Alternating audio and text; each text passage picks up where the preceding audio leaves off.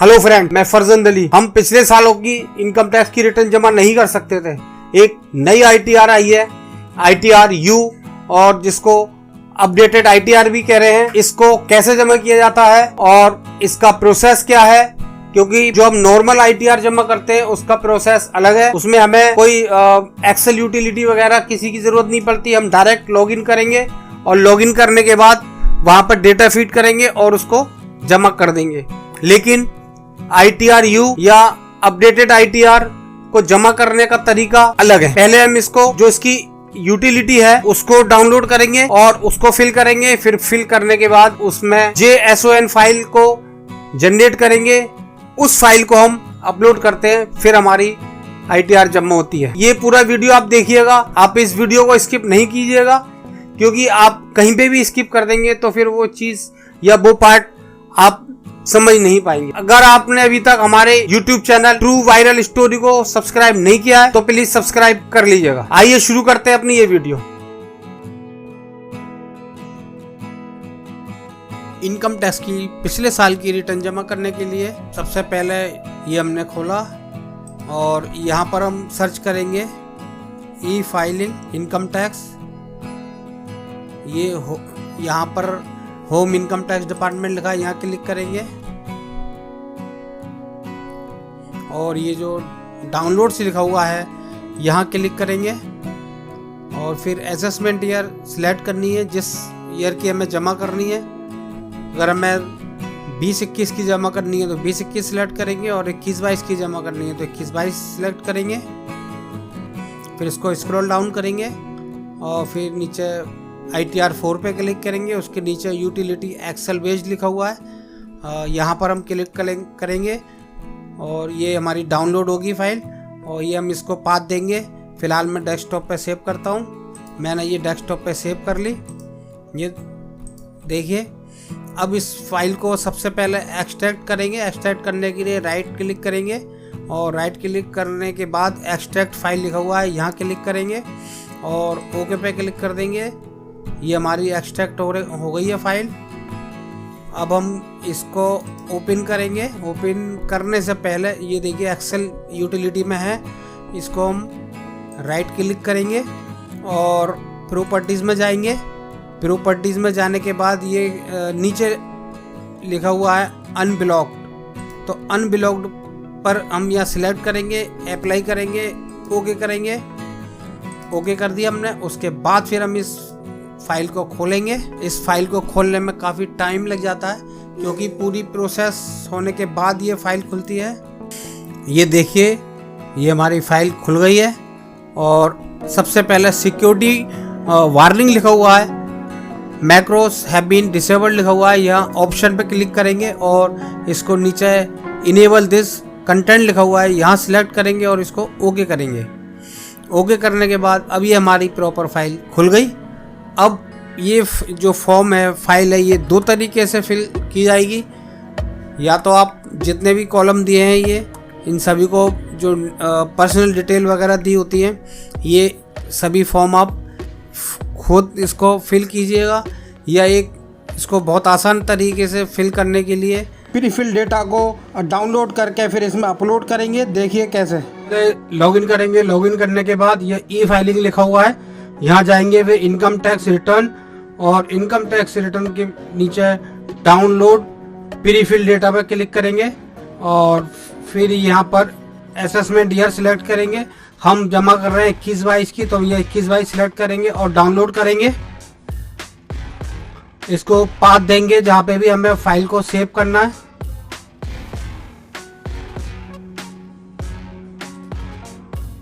ये देखिए, मैंने डेस्कटॉप पर डाउनलोड कर ली।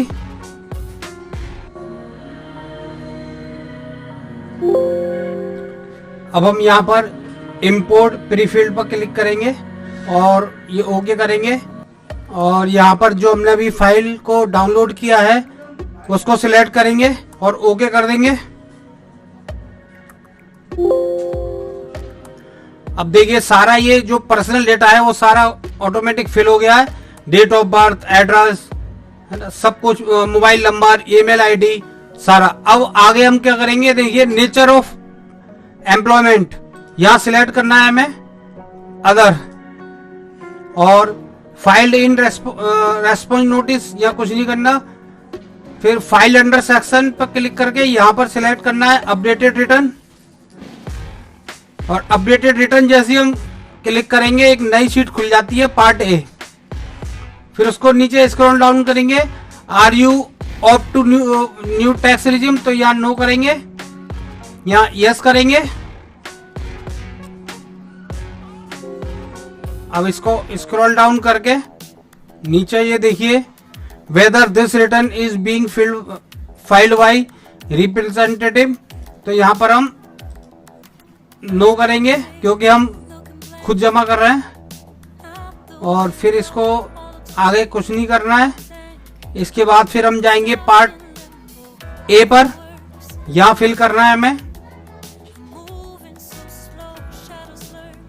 यहाँ पर सबसे पहले वेदर रिटर्न प्रीवियस फाइल्ड, तो यहाँ पर करेंगे नो अगर हमने नहीं जमा की है पिछले साल की, और अगर पिछले साल की जमा की है तो उसको यस करेंगे। फिर उसका नंबर वगैरह सारी डिटेल देना पड़ेगी।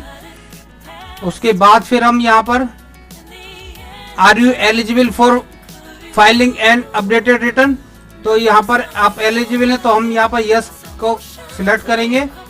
उसके बाद रीजन लिखेंगे, क्यों आप रीजन क्या रीजन है, तो उसके लिए हम सिलेक्ट करेंगे रिटर्न प्रीवियसली नॉट फाइल्ड। और फिर उसके बाद are you filing the updated return, तो यहाँ पर सिलेक्ट करेंगे हम ऊपर वाला। अगर हम 21-22 की जमा कर रहे हैं, अगर हम 20-21 की जमा कर रहे हैं तो फिर 24 मंथ वाला करेंगे, नीचे वाला सिलेक्ट करेंगे। फिर हम इस पर वैलिडेट पर क्लिक करेंगे, तो ये देखिए हमारा शीट पार्ट ए हमारा ओके है। उसके बाद फिर बीपी का जो शीट है उसमें हम फिल करेंगे। यहाँ पर जो भी बिजनेस का नेम है वो हम फिल करेंगे। यहाँ पर जैसे मैंने भर दिया, ये मैंने उसका फर्म का नाम दे दिया, और यहाँ पर हमें जो भी बिजनेस है उसको सिलेक्ट करना है, तो मैं फिलहाल सिलेक्ट करता हूँ।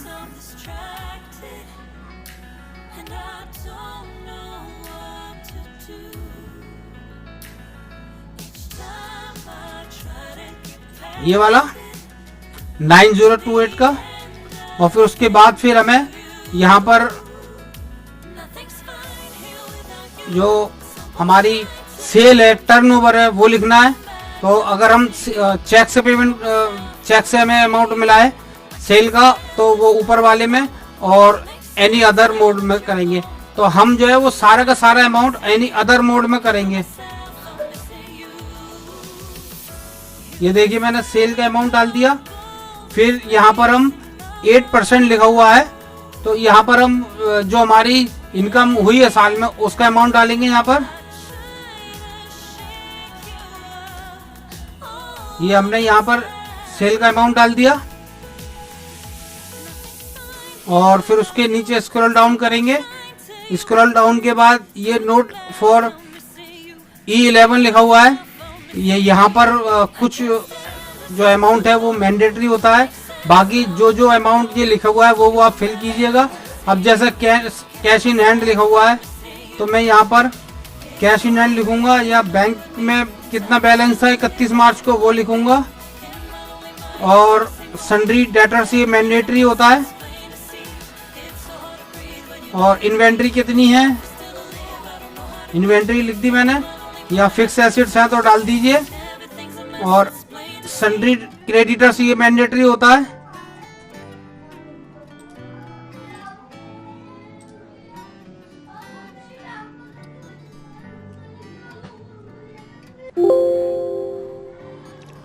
यहाँ पर सन्ड्री क्रेडिटर्स का जो अमाउंट है वो डालेंगे। और फिर ये हमारा जो नीचे का टोटल होगा उसको हम पार्टनर्स के जो लिखा हुआ है कैपिटल, वहां इसका अमाउंट लिखेंगे। ये मैंने लिख दिया। और अब हम ऊपर वैलिडेट पे क्लिक करेंगे, तो हमारी शीट बीपी इज ओके लिखा हुआ आ गया। अब हम यहाँ पर टीडीएस फीड करेंगे, अगर हमारा टीडीएस वगैरह कटा है और यहाँ आईटी में लिखेंगे हमने जो इनकम टैक्स जमा किया है। तो जो भी हमारा टैक्स बैठ रहा है तो हम इसको पहले जमा करेंगे, उसका चालान क्रिएट करेंगे होगा, उस चालान की डिटेल देंगे। तो ये मैंने यहाँ पर ऑलरेडी जमा कर रखा है और यहाँ वैलिडेट पे क्लिक करेंगे तो हमारा ओके वैलिडेट हो गया। टीसीएस हमारा कुछ है नहीं। और फिर हम टैक्सेस पेड एंड वेरिफिकेशन पे जाएंगे। यहाँ पर देखिए लिखा हुआ है provision of the income tax act. तो यहाँ पर हम सिलेक्ट करेंगे सेल्फ पर और यहाँ प्लेस लिखेंगे जो भी शहर का नाम है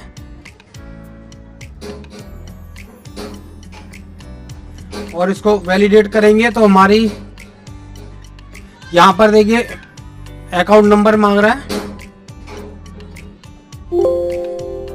हम यहाँ पर आईएफएस कोड डालेंगे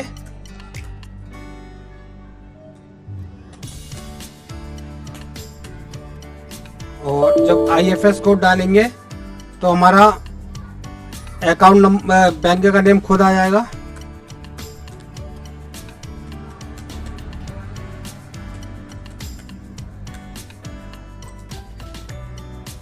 यहाँ अकाउंट नंबर डालेंगे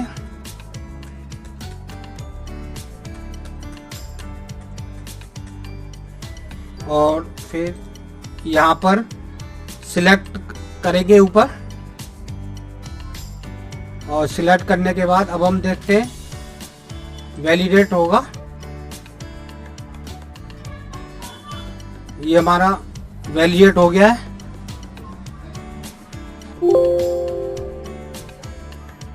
ये पार्ट बीम एटीआई में हमें कुछ नहीं फिल करना है।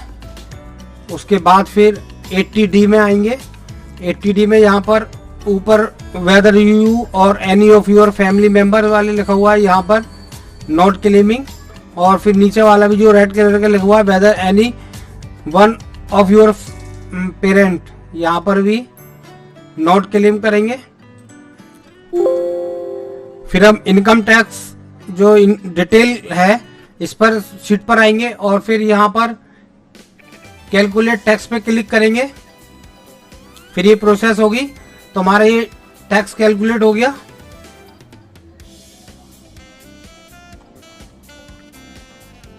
उसके बाद फिर हम यहाँ पर जनरेट JSON फाइल पर क्लिक करेंगे। तो ये देखिए JSON is saved in the path, मतलब जहां पर हमने कि हमारी जो एक्सेल शीट है वहां पर ये जो JSON फाइल है वो हमारी सेव हो चुकी है। तो हम चेक करेंगे, देखिए ये ITR 4 और ये पेन नंबर है, ये हमारा जो फाइल है वो सेव हो गया है JSON। अब इस फाइल को हम अपलोड करेंगे। देखिए हमने लॉगिन कर लिया है और यहाँ पर हम इनकम टैक्स रिटर्न और फाइल इनकम टैक्स रिटर्न पर जाएंगे और यहाँ सिलेक्ट करेंगे असेसमेंट ईयर, हमने 21-22 की जमा करनी है। और सिलेक्ट फाइल टाइप, तो मैं अपडेटेड रिटर्न पर क्लिक करनी है। और आर यू ऑडिटेड, तो यहाँ पर नो।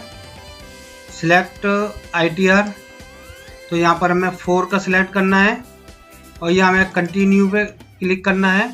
कंटिन्यू पे क्लिक करने के बाद हम यहाँ फाइल को अटैच करेंगे और ये फाइल जो हमारी अटैच हो जाएगी। यहाँ पर हमारी फाइल जो है वैलिडेट हो गई है, या लिखा हुआ आ गया वैलिडेशन सक्सेसफुली। अब इसको यहाँ पर प्रोसीड पर क्लिक करेंगे और प्रोसीड पर क्लिक करने के बाद वहाँ पर जो आपने मोबाइल दिया हुआ है आधार में अपने, उस आधार पे एक OTP जाएगा और वो OTP आपको देना है। और OTP ये देखिए चला गया। OTP जैसे ही देंगे वैसे ही हमारी ITR जमा हो गई, समझ लीजिएगा। ये हमारी देखिए वैलिडेट हो गया। अब यहाँ पर हमारी ITR जमा हो गई। अब हम इसकी कॉपी निकालेंगे के लिए हम ई फाइलिंग पर जाएंगे, इनकम टैक्स रिटर्न और इनकम टैक्स रिटर्न के बाद व्यू फाइल रिटर्न पर क्लिक करेंगे। अब यहाँ पर ईयर सिलेक्ट करेंगे।